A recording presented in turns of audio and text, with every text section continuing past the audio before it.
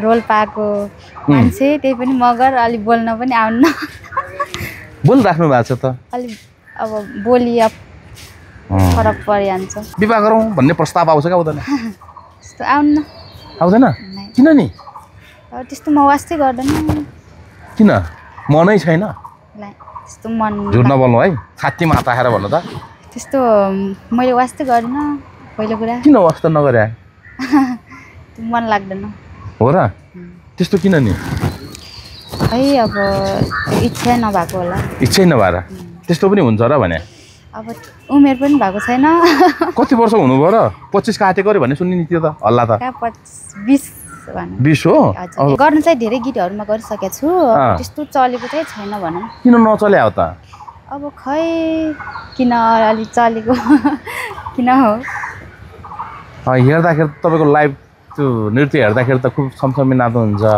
त्यो आफू नचलेको हो कि गीत नचलेको हो कि के जस्तो लाग्छ त अब गीतै नचलेको भनौं त्यस्तै गीतै नचल्या हो अलि राम्रो नत्र त तपाईको अलि राम्रो खालको गीतहरु पनि नपाएको भनौं बिमलाको बोयफ्रेन्ड काठमाडौँमा हुनुहुन्छ अरे अनि भेट्न आएको अरे भन्ने खालको रहस्य खुल्न आएको छ है हैन बोयफ्रेन्ड छैन यहाँ कोही पनि म त साथी बोयफ्रेन्ड छैन त्यसै भन्ने कुरा गाउँमा त त्यही होला चल्या छ त दाङतिर त नाइ हैन होला अब बोयफ्रेन्ड छैन अनि कहाँ कसलाई भेट्नु अनि काठमाडौँ आउनुको मुख्य कारण के हो त त्यतिखेर हामीसँग कुराकानीको लागि टिकटक अथवा फेसबुकका रिल्सहरुमा छमछमी नाच्दै कम्मर बाँच्ने एकजना रोल्पाले चेली हुनुहुन्छ म कुराकानीमा जोडिन चाहन्छु नमस्ते स्वागत छ धन्यवाद दाइ नाम बिमला थापा मगर खास घर कहाँ अरे तपाई रोल्पा हो बस्ने चाहिँ दाङमा एक्स चाहिँ अब एक्स छैन एक्स नभन्नु कि ल हस् पूर्व प्रेमी भन्दिम हैन त सम्म हुँदाखेरि माया प्रेम बढ्यो तपाईँ के पर्यो तपाईको लभ पर्यो भनौँ न खै लभ परेको भनौँ के भनौँ यतिको बोले माया गरेको थियो नि त हैन कसैलाई जे भने अब बोल्न मन लाग्थ्यो बोल्न मन लाग्थ्यो बोल्नुहुन्थ्यो गर्दा गर्दै हैन एकदम नजिक हौं पुरा सधैँ गरिराखौं जस्तो लाग्थ्यो हैन कति वर्षको उमेरमा भएको थियो ए 18 19 मा 18 19 मा भर्खरको बरबराउँदो उमेरमा हैन त हजुर कस्तो हुन्थ्यो उ नबोल्दाखेरि मुटु चरचराउने गर्थ्यो होला मुख बरबराउने गर्थ्यो होला दिमाग अनियन्त्रित हुन्थ्यो होला हैन अब बोल्न मन लाग्छ त्यही हो बोल्न मन लाग्थ्यो फोन गरेन भने कोसँग बिजी भइरा होला नि जस्तो लाग्ने हैन यतिखेर सम्झिन मन लाग्छ उहाँलाई नै सम्झिनु म त अब जे भयो नि भयो पहिला कुरा किन सम्झिनु भनेर त्यस्तो भनेपछि बिचारा है मन दुखाएर छोड्नु भएछ बोलचाल छैन अनि बोलचाल छैन कहिले काहीँ यसो सर्च गर्नुहुन्न फेसबुकतिर गर्दैन म ब्लगमा छ अनि कसरी सर्च गर्नु किन ब्लग गरे त खै अब आफै गरे उसै आफैले हो र माया त लाग्छ होला नि मुटुको एउटा छेउ कुनामा होला नि हैन कहिले काहीँ यसो मेसेज गरे पनि हुन्थ्यो नि उसलाई वास्तै छैन भने मैले मात्र वास्ता गरेर पनि भएन बसाइ दाङमा तर अहिले कहाँ हुनुहुन्छ तपाई अहिले यतिकै घुमघामको क्रममा काठमाडौँतिर काठमाडौँ आउनु भएको छ घुमघामको लागि हो कि केही थियो कि विशेष अलि जोडले भन्दिनु सुन्न गाह्रो भयो मलाई यतिकै आएको घुम्नको लागि भनौँ घुमघामको लागि के गर्दै हुनुहुन्छ नि आजभोलि आजभोलि बसिरहेको छु भनौँ दाइ यतिकै हो काम छैन पढाइ सेकेन्ड इयरको एक्जाम दिएर आएको व्यस्त अब गर्ने के छ त योजना अब के गरौँ केही छैन त्यस्तो केही छैन तपाईँ त मोडलिङ क्षेत्रमा छिरेर छमछमी नाचेर धेरै दर्शकको मन जित्ने कुरा छ अरे नि हजुर दाइ अलिअलि त्यो गरिरहेको छु काम भनौँ दिलीप रायमाझीसँग तपाईँ नाचेको दृश्य देखाएको थियौँ हामीले तपाईँको टिकटकमा कसरी जुड्न पुग्यो दिलीप रायमाझीसँग नाच्न चाहिँ कहाँबाट भेट भयो म पहिलेदेखि भयो 3 वर्ष जति भयो होला म प्रोग्राममा हिँडिरहेको छु त्यही प्रोग्राममा गएको क्रममा अब उहाँ पनि त्यही दिन मेरो पालो परेको दिनमै हजुर उहाँको पनि पालो परेको थियो अनि त्यही बेला नाच्ने भनेर उहाँ पनि अब खोज्नु भइरहेछ कोही डान्सरहरू त्यही बेला नाच्ने खासमा कुन जनरको गीतमा तपाईँ धेरै नाच्नुहुन्छ कम्मर त खुब मजाले हल्लाउनुहुन्छ नि म कल्चर टाइपको हो लोकडोरी अनि जाउरे टप्पाहरूमा तपाईको नाच हेर्ने दर्शकले तपाईका फ्यान फलोअर तपाईका आफन्तले के भन्ने गर्छन् राम्रो छ भन्नुहुन्छ सबैले। अँ, यस्तै राम्रो कामहरू गर्दै जाऊ भन्नुहुन्छ। अँ। यो नाच्नुपर्छ होइन, अब तपाईँ रोल्पामा हुर्केकी चेली नाच्नुपर्छ, नाचो अथवा आफूलाई नाच्न कसरी त्यो मन आयो, प्रेरित कहाँबाट हुनुभयो? यो चाहिँ पहिले सानैदेखि नै मलाई यो डान्स गर्नलाई इच्छा थियो। अँ, अनि हुन्छ नि त अब देउसी तिहारमा देउसी भैलोहरू खेल्ने बेला खेल्ने टाइमदेखि नै गाउँमा नाच्ने हुन्थ्यो है। हजुर। तर बिमलाको बोयफ्रेन्ड काठमाडौँमा हुनुहुन्छ अरे अनि भेट्न आएको अरे भन्ने खालको रहस्य खुल्नमा आएको छ है। होइन, बोयफ्रेन्ड छैन यहाँ कोही पनि, म त साथी हुँ। बोयफ्रेन्ड छैन त्यसै भन्ने कुरा गाउँमा त त्यही हल्ला चलेको छ त, दाङतिर त नाइ होइन, होला। बोयफ्रेन्ड छैन अनि कहाँ कसलाई भेट्नु? अनि काठमाडौँ आउनुको मुख्य कारण के हो त भने के? मुख्य कारण चाहिँ अब साथी पहिलेदेखि यहीँ बसिरहेको छ, उसँगै अब जान्न त घुम्नको लागि भनेर पनि यत्तिकै बसिरहेको टाइममा खाली टाइममा दोहोरी साँझतिर पनि जानुभयो अरे भन्ने कुरा हल्ला आएको छ है। छैन गएको। नाच्नुभयो अरे दोहोरी साँझमा छमी भन्ने कुरा आएको थियो। होइन, गएको छैन। किन जानु भएन त? काठमाडौँ आबेला यसो जहाँ छिर्नु पर्थ्यो नि। यस्तो मन पर्दैन भनौँ। मन पर्दैन। अनि दोहोरी साँझमा विभिन्न खालका नेपाली कला संस्कृति झल्किने खालका गीत गाउँछन्, नृत्य हुन्छ, तपाईँ त्यही विधाको मान्छे भएर जान किन मन लागेन त? अब यस्तो हो दाइ, अब लोकडोरी टाइपको गीतमा नाचे पनि अब मान्छेले हेर्ने नजर अब अलिक फरकै हुन्छ, त्यही भएर भोलि बिहान होइन अब त्यो नाच्ने गाउने मान्छे होइन, अब त्यो इच्छा भएको हो तपाईँले त भोलि बिहान त्यही दोहोरी साँझमा गएर ल आउनुहोस् हाम्रोमा तपाईँको प्रतिभा देखाइदिनुहोस् भन्ने खालको कसै अफर आयो भने नजाने? अफरै आयो भने अब एक दुई दिनको लागि त एक दुई दिनको लागि मात्रै आफ्नो केरियर त्यहाँ बनाउँछु भन्ने सोच त छैन? छैन, त्यस्तो मेरो छैन। यसरी अब हुन्छ नि त, तपाईँको एउटा कलाकारिता विधामा तपाईँ हुनुहुन्छ, हजुर।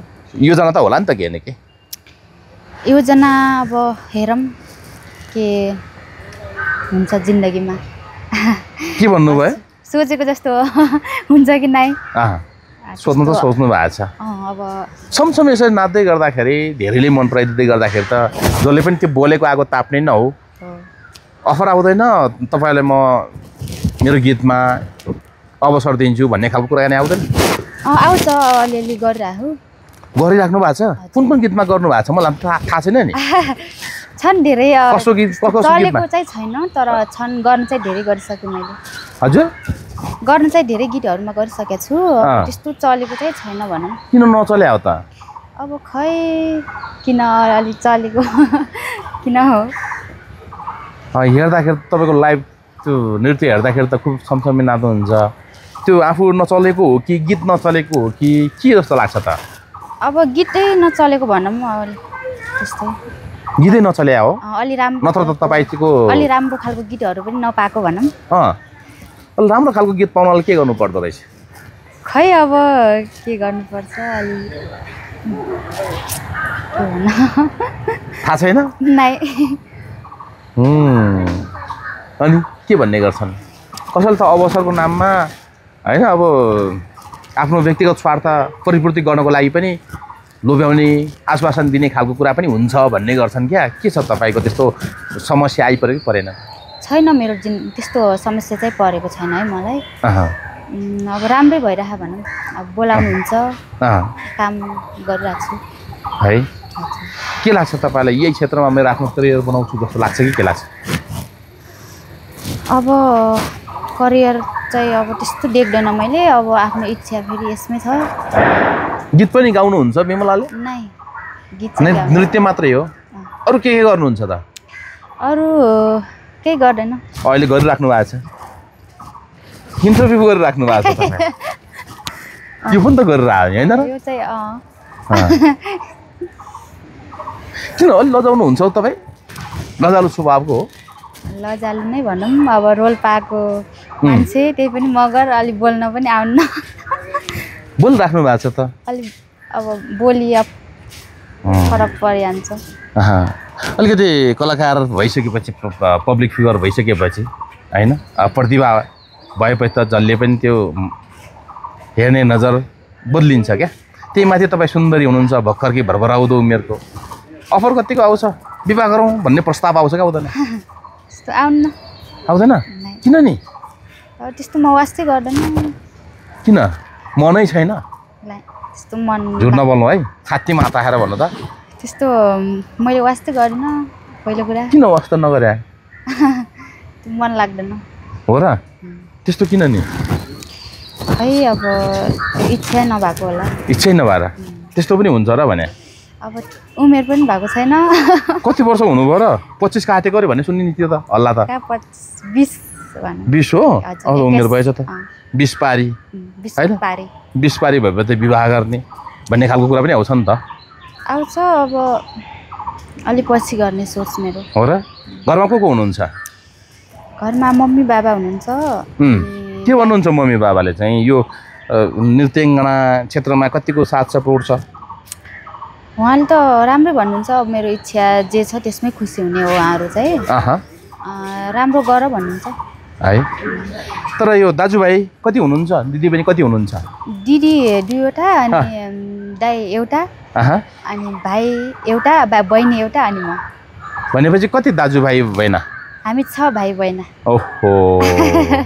किन रहेछ बाबा मम्मीले धेरै जाँगर गर्नुभएछ नि? खै अब धेरै नै छौँ, धेरै भन्दा पनि अब ठिकै लाग्छ आफूलाई चाहिँ। राम्रो लाग्छ, रमाइलो लाग्छ। धेरै दाजुभाइ दिदीबहिनी भएको रमाइलो लाग्छ। रमाइलो लाग्छ। कहिले खाँदा एक्लै जन्मिया भने हुन्थ्यो नि म भन्ने जस्तो लाग्दैन? मलाई त्यस्तो लाग्दैन नि। धेरै भएको खुसी लाग्छ, राम्रो लाग्छ। भाइ दिदीहरूसँग दाजुभाइहरूसँग अलिकति झगडा पर्दै गर्दाखेरि क्या?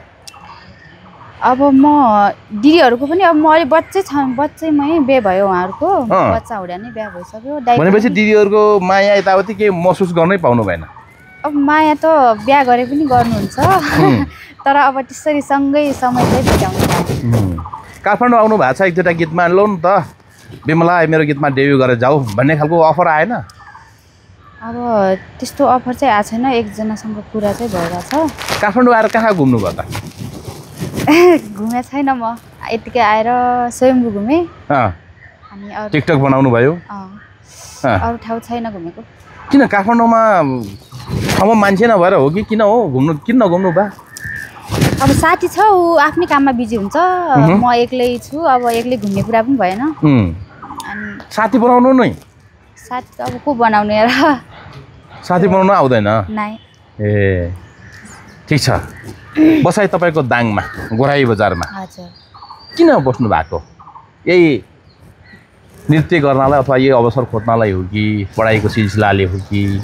म पढाइको सिलसिलाले नै हो दाङमा बसेको। एउटा अब त्यहाँ आएपछि अब बिस्तारै भएको है। हजुर।